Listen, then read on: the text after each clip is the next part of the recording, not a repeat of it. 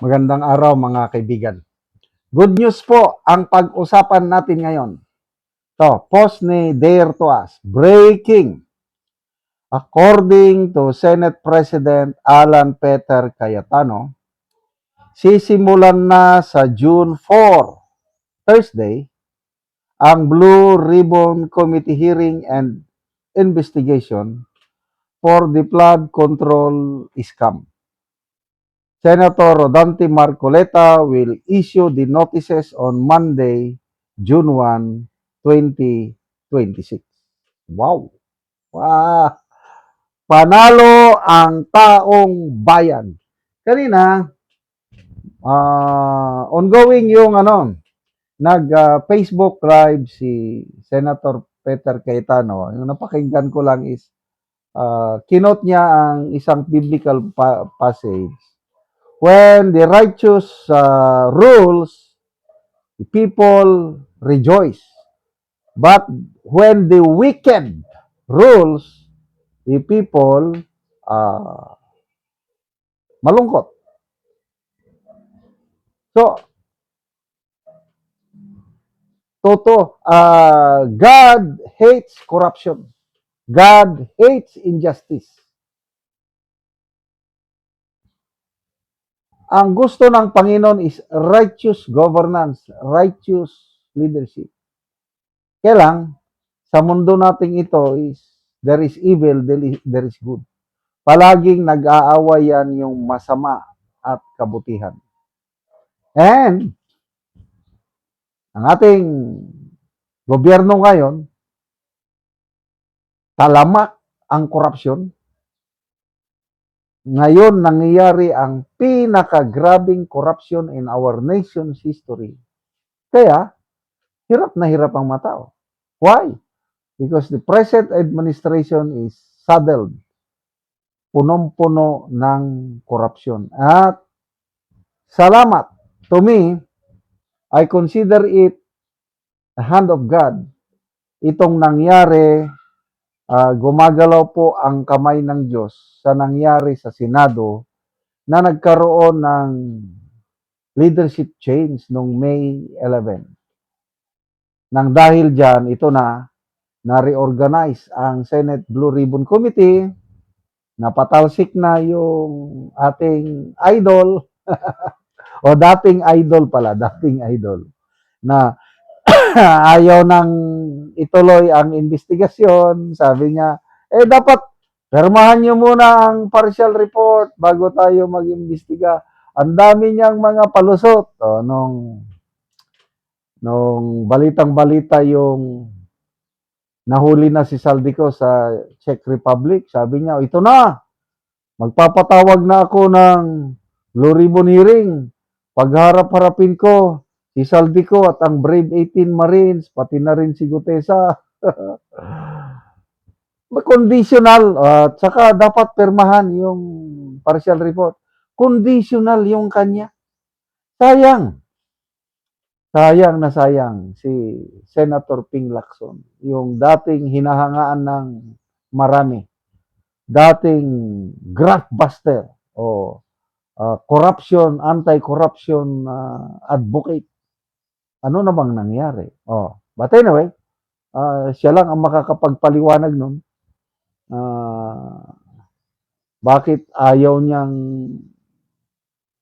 magkaroon ng masusing investigasyon? At ito, panawagan ng taong bayan, pinagbigyan. Kaya magpasalamat tayo sa Brave 13 Senators.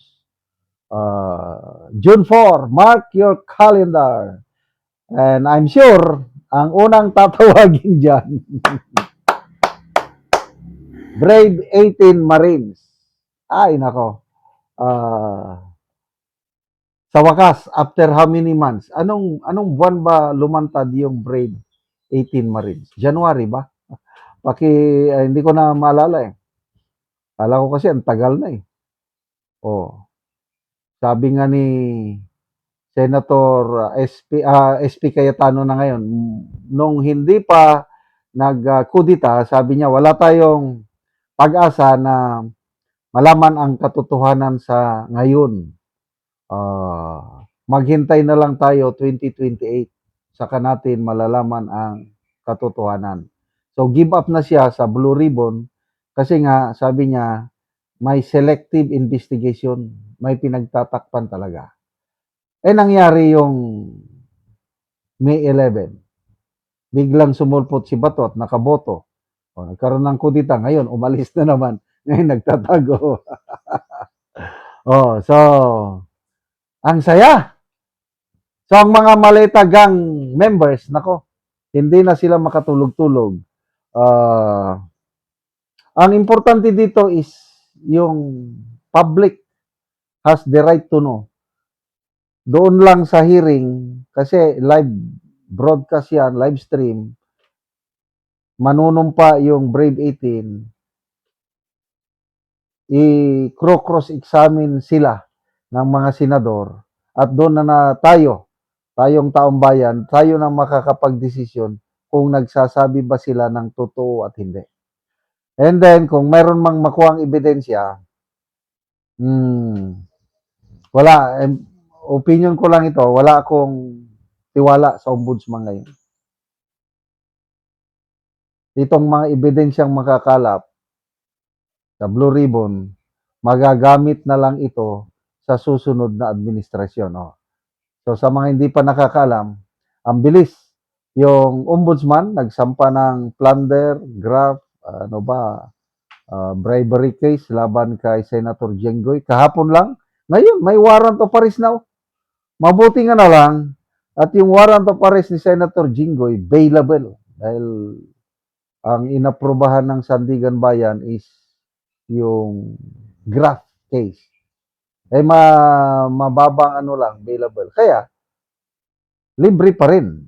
Makalabas pa rin siya, magdasal po tayo na sana yung plunder hindi maaprubahan. Kasi si Martin Romualdez mag 2 months na sinampahan siya ng kaso hanggang ngayon wala pa naman siyang warrant of arrest.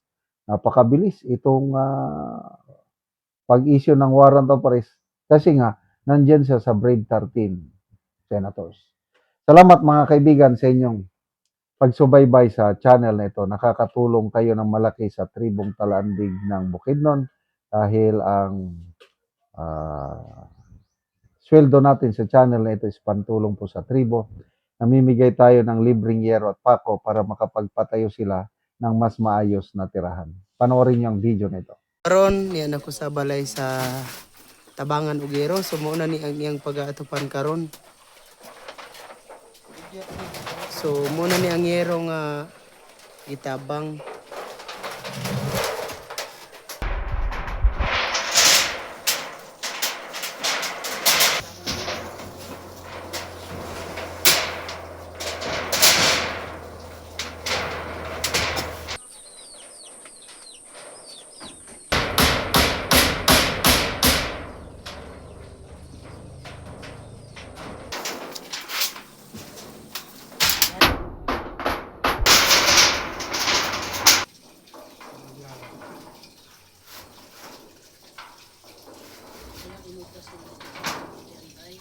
Kung karon na human gyud sa pag-atop ang ginatabang nga yero sumakita gid nato nga nindot na gyud ang ilang atop.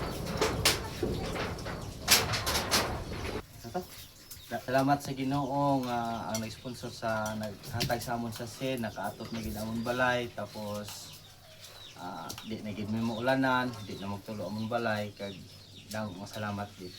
So pila na to ka tuig ya ang imong atop nga imo na lang gihawa tungod kay gaulanan na.